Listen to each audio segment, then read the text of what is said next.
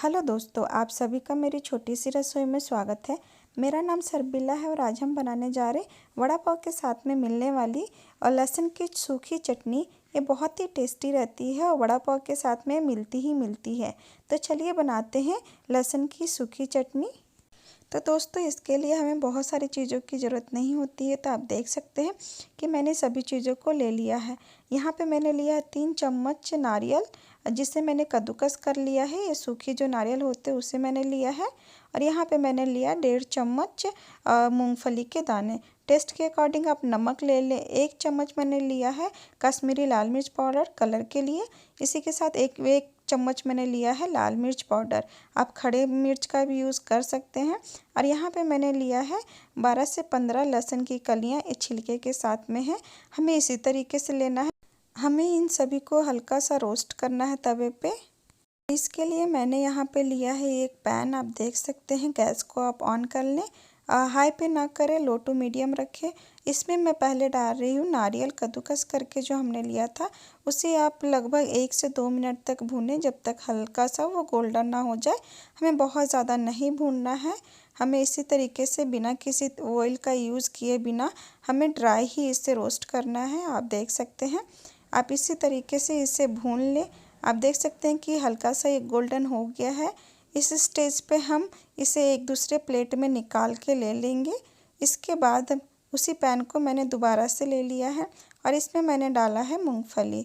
आप मूंगफली को भी इससे हल्का सा ब्राउन होने तक भूनें, जब तक उसका छिलका थोड़ा सा ड्राई ना हो जाए। उसके बाद आप इसे भी निकाल लें। आप देख सकते हैं, इसे भी आप निकाल के रख लें। अब मैंने वापस से वही पैन ले लिया और इसमें मैं डाल रही हूँ लहसुन की कलियाँ। इसे भी हमें उसी तरीके से भूनना है। इसे भी लगभग 2 मिनट लगेगा, 2 से 3 मिनट। आप मीडियम टू लो फ्लेम पे ही भूनें और छिलके के साथ में ही भुनें, क्योंकि इसमें छिलका होता है ये चटनी में।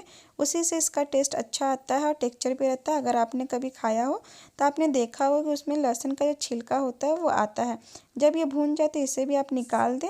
इसके बाद आप गैस को बंद कर दो। उसके बाद मैंने मिर्ची को डाला है, गैस बंद करने के बाद ही डाला है।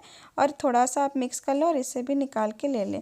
तो आप देख सकते हैं दोस्तों कि मैंने सभी को निकाल लिया और इसे मैंने अच्छे से ठंडा कर लिया है।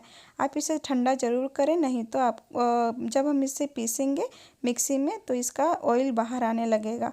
तो पहले मैंने ठंडा कर लिया, उसके बाद मैं इसे मिक्सी जार में डाल रही हूँ और मैं इसे पीसूँगी, ग्राइंड करूँगी। तो आप देख सकते हैं कि मैंने इसे पीस के ले लिया है। इसे मैंने पीस लिया है और इसे मैं निकाल दूँगी।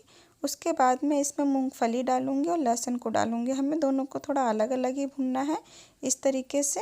उसके बाद आप इसमें डाल दें मूंगफली और यहाँ पे मैं डाल रही हूँ लहसुन। आप क्वांटिटी ज़्यादा भी बना सकते हैं चटनी का, मैं यहाँ पे थोड़ा सा ही बना रही हूँ।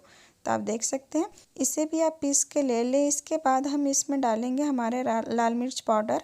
मैंने यहाँ पे दोनों लाल मिर्च को डाल दिया है और इसे भी हम एक बार मिक्स कर लेंगे, पीस लेंगे मिक्सी जार में, जिससे कि अच्छा ये सभी मसाले इसमें मिक्स हो जाएंगे। इसके बाद मैं लास्ट में डाल रही हूँ नमक। आप टेस्ट के अकॉर्डिंग नमक डालें और इसे एक बार और आप मिक्सी जार में पीस लें। और ये दोस्तों, ये दरदरा ही रहता है चटनी, तो आप इस बात का ध्यान रखें, आप इसे बहुत ज़्यादा ना पीसें। तो दोस्तों, आप देख सकते हैं कि हमारी चटनी बन के रेडी हो गई है। कितना अच्छा कलर आया है, परफेक्ट बना है। इसे आप वड़ा पाव के साथ में भी खा सकते हैं, रोटी के साथ में भी खा सकते हैं, बहुत ही अच्छा लगता है।